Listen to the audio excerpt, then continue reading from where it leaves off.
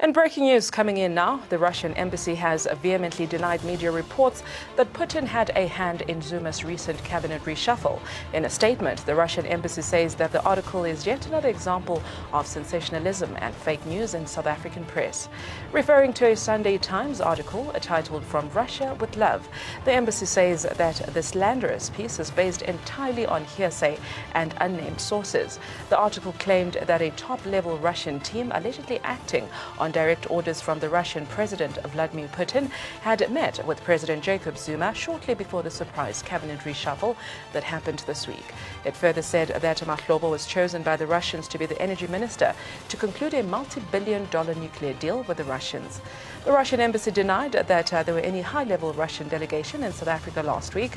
They accused the Sunday Times of using tabloid-grade methods in their desperate bid for publicity. Now, joining me on the phone line for more on this story is Alexander Kulyev, that's the press attaché of the Russian embassy in South Africa. Very good afternoon to you, sir. Thank you for joining us. Now, the article says there was a high-level Russian delegation in South Africa. Are you aware of any such delegation that could have possibly visited South Africa? Good afternoon, and thank you for this opportunity to tell the other side of the story.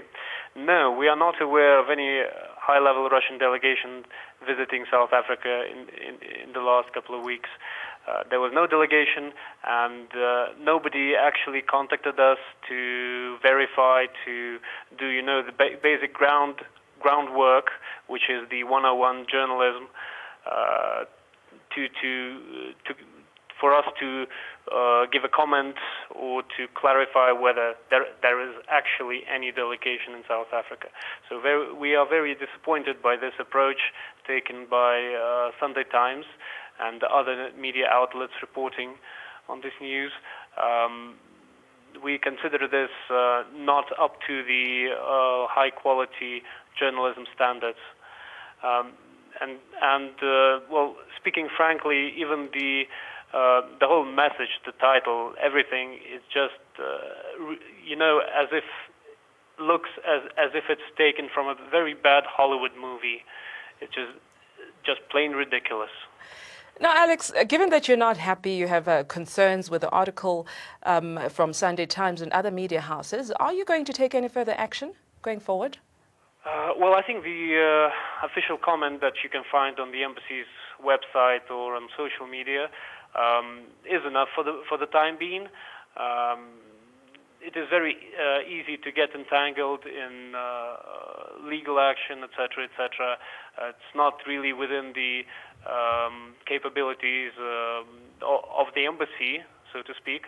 But we'll see how the events transpire.